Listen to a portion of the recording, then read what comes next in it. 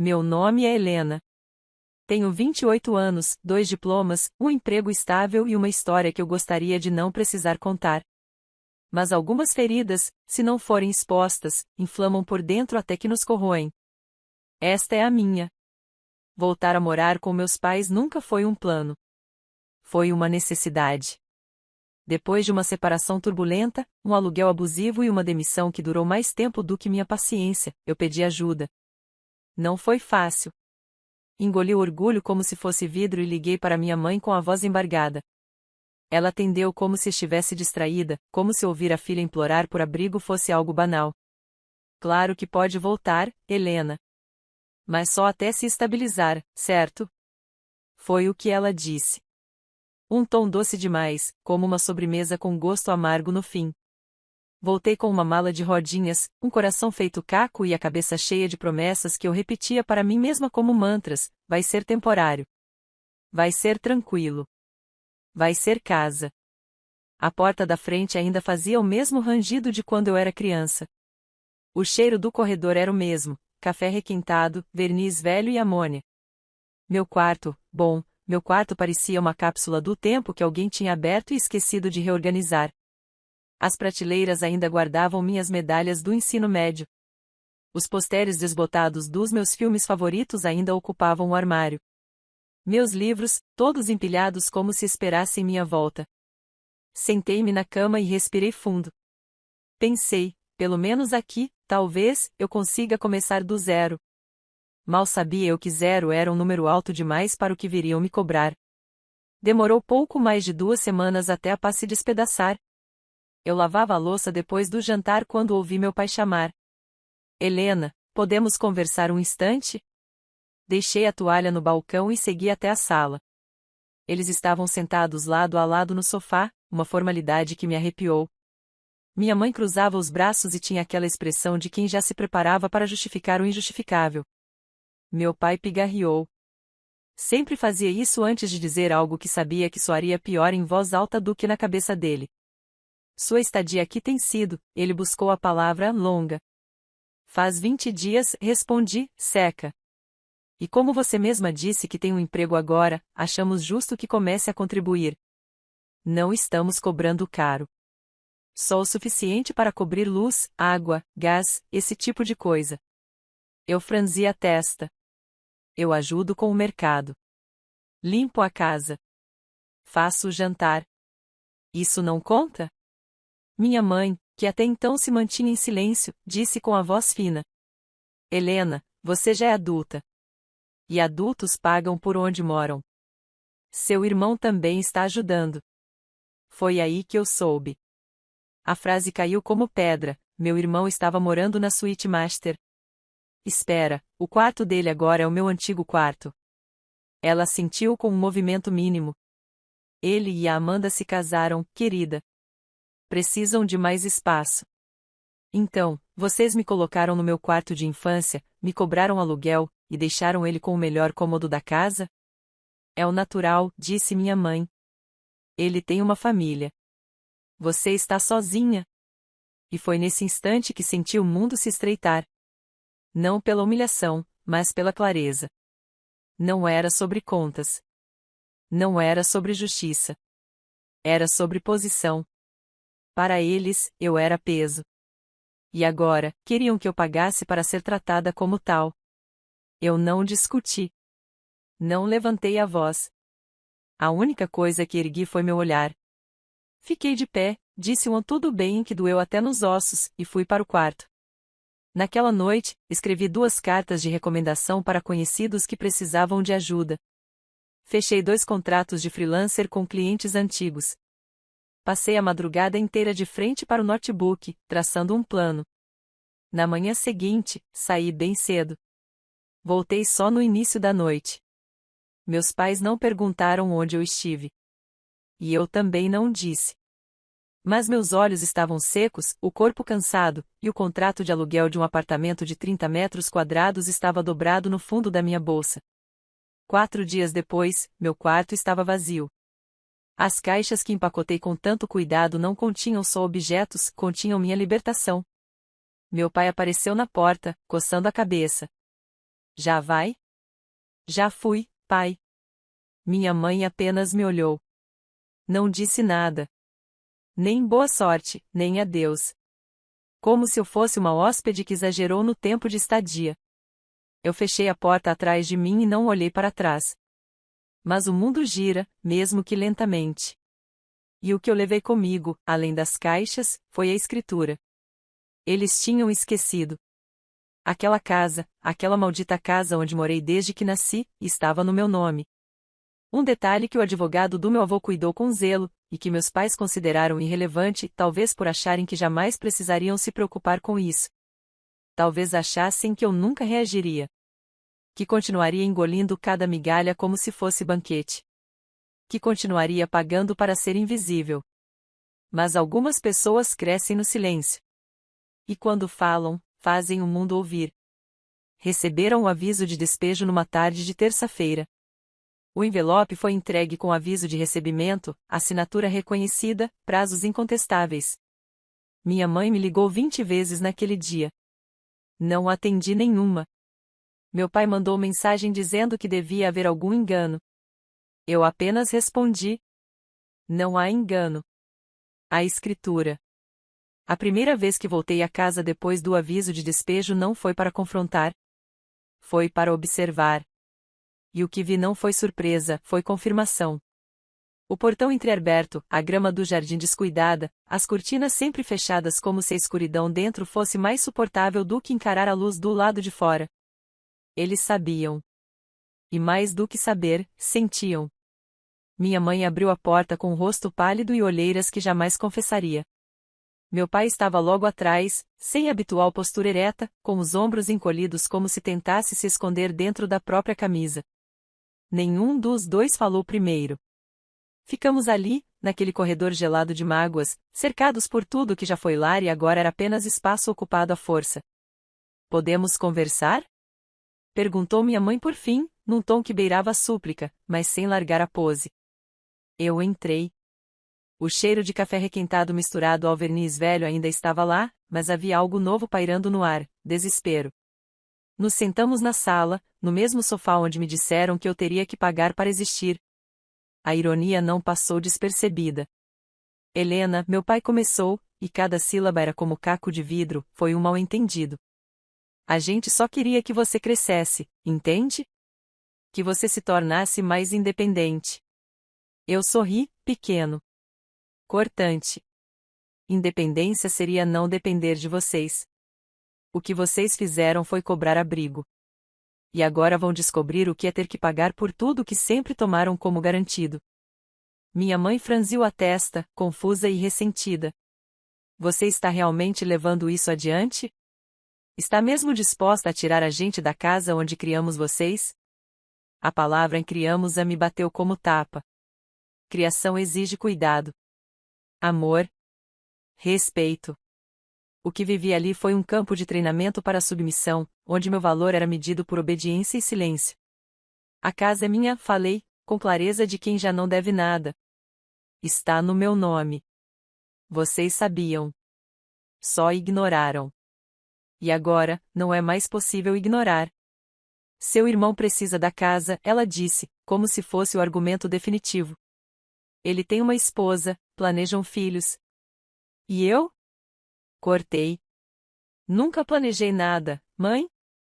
Nunca precisei de espaço, de respeito, de apoio.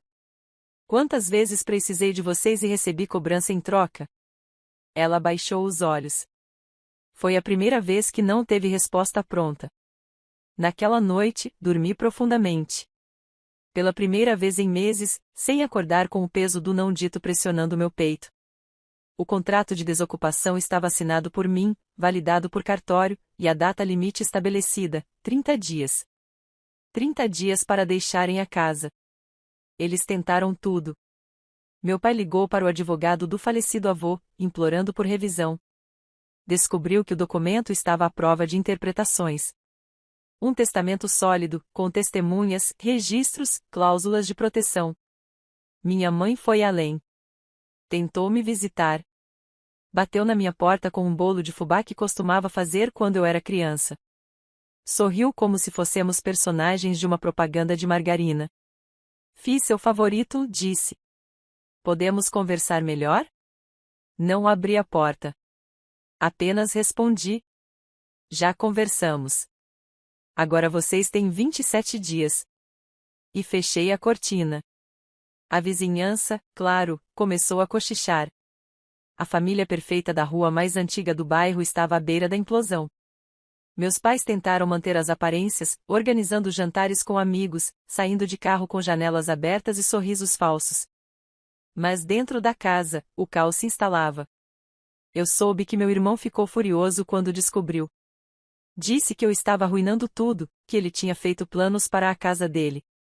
A suíte onde ele dormia com Amanda era agora palco de gritos abafados. Eu ouvia relatos pelas paredes finas da cidade pequena. Uma amiga da vizinha me contou que minha mãe chorou no supermercado.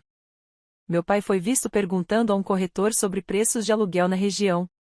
Amanda, a esposa do meu irmão, tentou contato comigo pelas redes sociais. Mandou um áudio de quase 3 minutos tentando me fazer sentir culpada. Dizia que ninguém faz isso com a própria família, que eu devia pensar no futuro das crianças que viriam. Eu apenas visualizei. E bloqueei. Os dias se arrastaram. Cada amanhecer era um lembrete de que a justiça que eu sonhei por tanto tempo estava finalmente tomando forma. Não como vingança crua, mas como resposta firme a anos de desvalorização disfarçada de normalidade. Meus pais pararam de me procurar. O silêncio deles era ensurdecedor. Um último grito mudo de uma autoridade que não existia mais. Na véspera do prazo final, recebi uma mensagem curta. Você venceu. Estaremos fora amanhã. Não respondi. Só fechei os olhos e deixei que aquela frase ecoasse dentro de mim como um cântico. Eu venci. E venci sozinha. No dia seguinte, fui até lá. Levei comigo um chaveiro novo. As janelas estavam abertas. As paredes, nuas. A porta da frente escancarada como se dissesse, agora, sim, esta casa é sua. Havia apenas uma caixa no corredor. Dentro, um álbum de fotos antigo. Minhas primeiras palavras escritas com letra tremida. Meu desenho da família, onde eu havia pintado todos com corações no peito. Inclusive eu. Na contracapa, um bilhete escrito à mão, provavelmente por minha mãe. Desculpe se falhamos. Achávamos que você aguentaria. E por muito tempo, eu aguentei. Mas agora, era minha vez de viver sem aguentar ninguém. A chave girou com facilidade. O trinco antigo parecia quase suspirar quando a porta se abriu sob minha mão. Entrei devagar, como se a casa, mesmo vazia, ainda me observasse. E, de certo modo, ela observava. Cada canto guardava memórias que não me pertenciam mais ou, talvez, que nunca foram realmente minhas. Os passos que dei até o centro da sala ecoaram no vazio. O sofá surrado já não estava. As molduras da parede tinham sumido. Nem mesmo o velho relógio de pêndulo permanecia. Apenas os buracos dos pregos nas paredes, como cicatrizes mal curadas, diziam que algum dia foi pendurado ali. E então, eu parei. No meio daquele espaço oco, onde por anos fui apenas visita dentro da própria história, fechei os olhos. O silêncio não era mais incômodo. Era libertador. Pela primeira vez, aquela casa era só minha. Sem regras, sem condições, sem cobranças disfarçadas de preocupação. Minhas escolhas, meus móveis, minha voz. Levei alguns dias para decidir o que fazer com o lugar. Pensei em vender. Em alugar. Em demolir e recomeçar do zero. Mas havia algo em mim que queria transformar aquela estrutura em prova de que eu venci. Não pela vingança, mas pelo recomeço. Comecei pelo meu antigo quarto. A cama de solteiro foi para o lixo. Os posteres antigos, os livros empoeirados, os objetos que uma vez representaram a menina que eu fui, todos desapareceram. Não com raiva, mas com firmeza. Era hora de enterrar o que me prendia. Comprei uma cama de casal. Nova, macia, espaçosa. Pintei as paredes de branco. Deixei que o sol entrasse sem pedir licença, como eu sempre quis fazer. Troquei as cortinas por véus finos que dançavam com o vento. Comprei uma estante moderna e a enchi com livros que escolhi com a maturidade que me negaram por tanto tempo. Transformei o antigo quarto de hóspedes em ateliê. Comprei tintas, pincéis, cavaletes.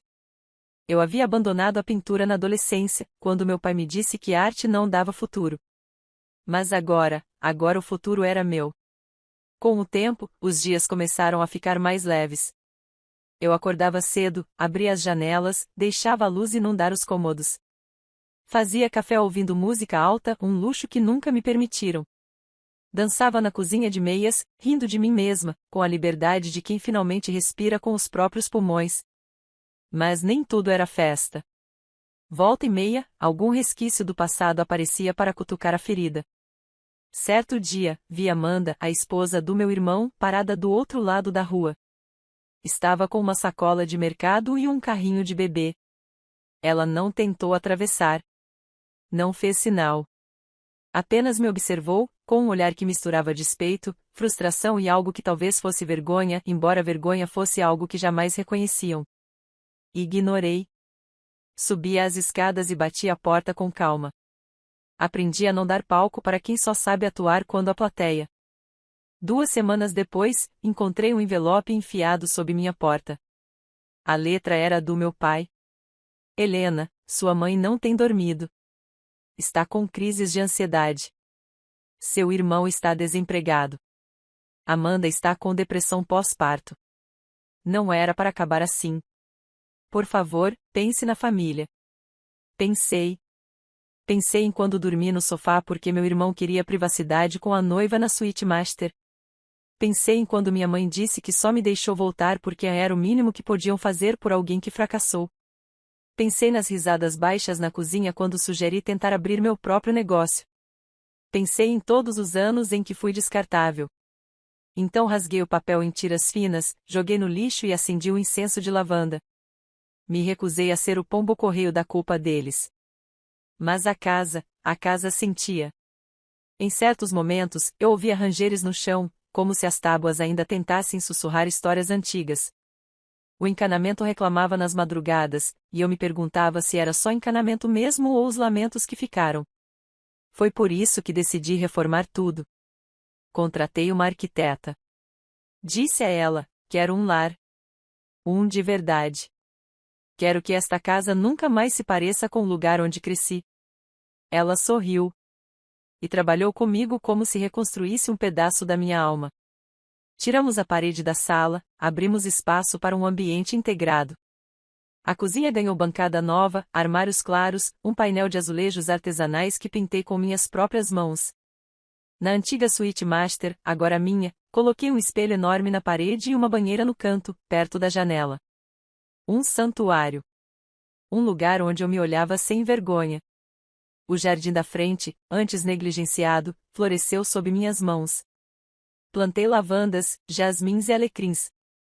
Toda manhã, antes do trabalho, regava cada flor como se cuidasse de mim mesma. Cada mudança era uma tatuagem de liberdade cravada nas paredes.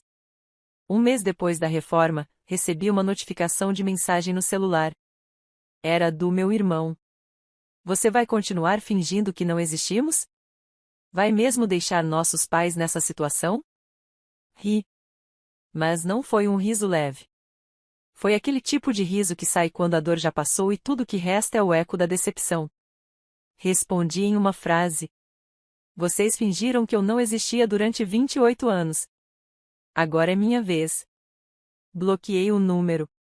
Na primeira noite após a casa estar completamente renovada, dormi no centro da cama, com as janelas abertas e o som da chuva lá fora. Não sonhei. Pela primeira vez, não precisei. A realidade era mais doce que qualquer fantasia. E assim, naquele silêncio limpo, naquela cama nova, naquele lar que construí sozinha, tive certeza, eu nunca mais voltaria a pagar para pertencer. Eu achava que o silêncio seria o ponto final. Que, depois de tudo, bastaria virar as costas e seguir. Mas quem viveu anos se alimentando de controle não aceita ser ignorado, nem mesmo pelo próprio sangue.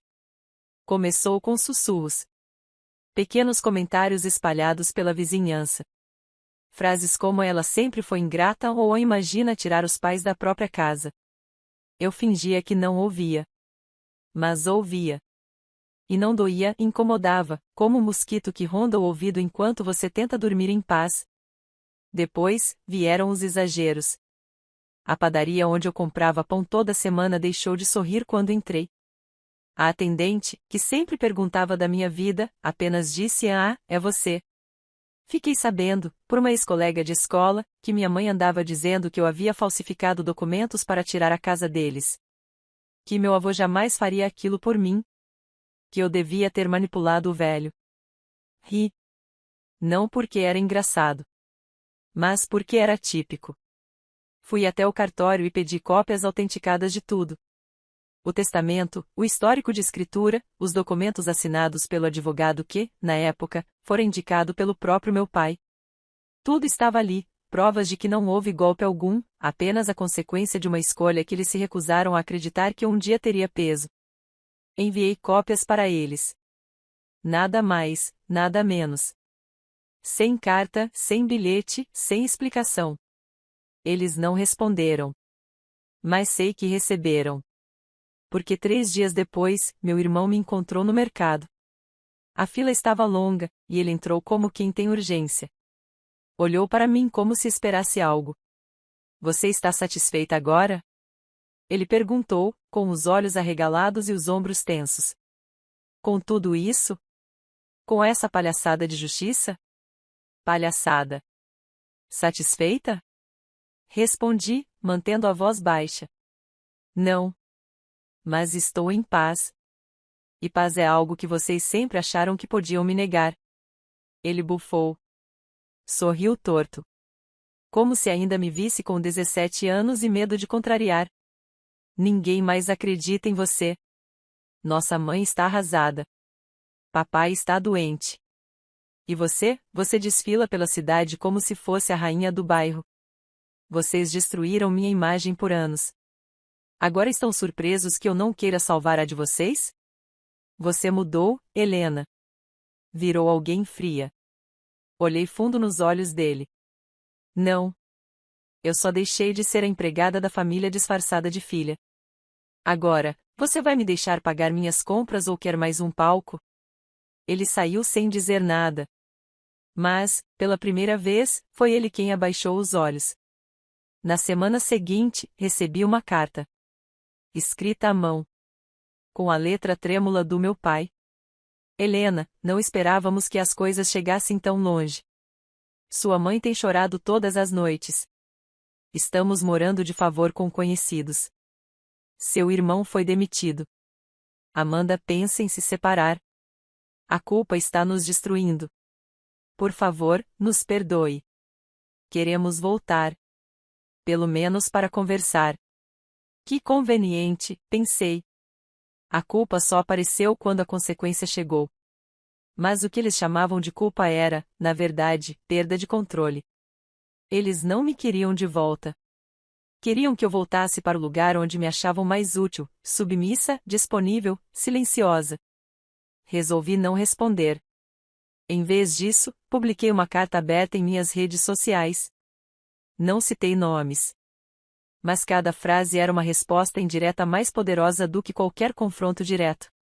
Durante muitos anos, a palavra família foi usada como coleira. "Seja grata", diziam.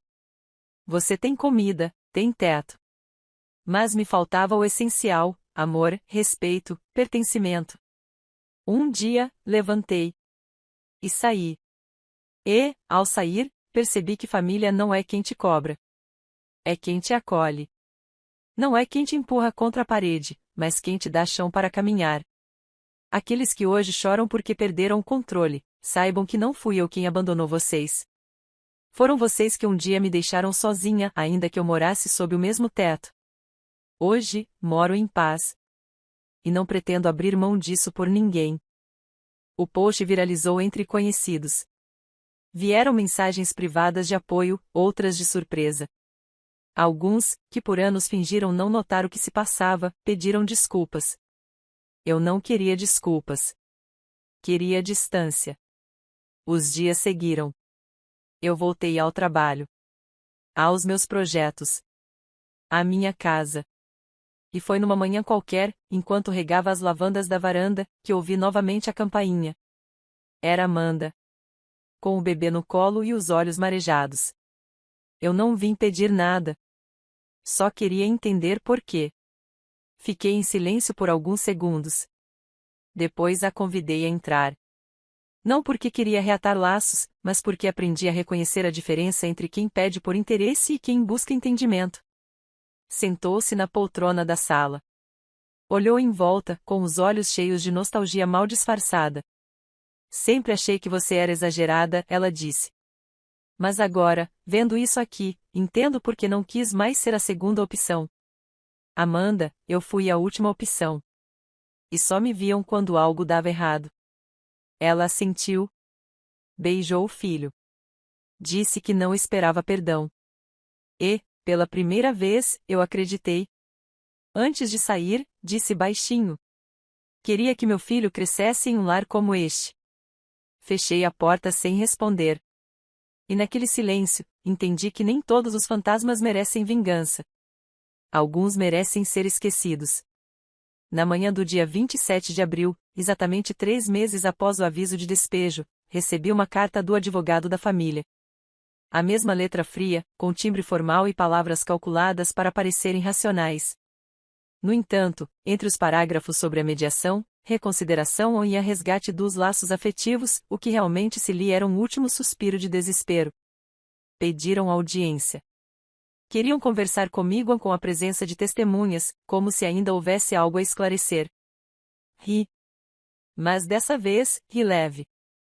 Não fui. Em vez disso, naquela mesma tarde, fui até o cartório e finalizei a transferência de um item importante, o título de posse da casa antiga dos meus avós maternos, que estava em meu nome por meio de outra cláusula do testamento, uma propriedade que ficava em um bairro modesto, mas em bom estado. Liguei para o advogado e pedi que redigisse uma carta simples. Informamos que, após análise e consideração, a senhora Helena Nunes decidiu doar, com escritura e registro, a casa dos avós maternos ao senhor Marcos Nunes e sua esposa, Cecília. Esta será sua nova moradia legal e permanente. A escritura será transferida em cartório em até 15 dias. Esta decisão é definitiva e irreversível. Foi a minha última concessão. Um gesto frio, calculado, e, ainda assim, infinitamente mais generoso do que tudo que recebi deles por quase 30 anos. Eles não me agradeceram. Não responderam. Mas aceitaram. Porque sabiam que não havia escolha. A nova casa era menor. Sem suíte master. Sem jardim florido.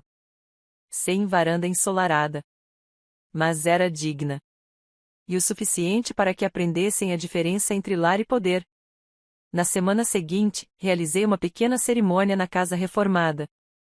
Convidei apenas 4 pessoas, minha chefe, que me estendeu a mão quando eu pedi demissão anos atrás, uma amiga que me deu um colchão inflável quando voltei de mala e cuia, o rapaz da padaria que, mesmo com todos os boatos, me sorriu no caixa e disse um bom dia, e minha terapeuta, que ouviu meu silêncio por 3 anos até ele finalmente virar fala. Na entrada da casa, instalei uma nova placa. Lar é onde a gente não precisa pagar para ser amada. Meses se passaram. A cidade continuou falando. Algumas bocas fecharam. Outras abriram ainda mais. Mas, agora, eu não precisava mais de aprovação.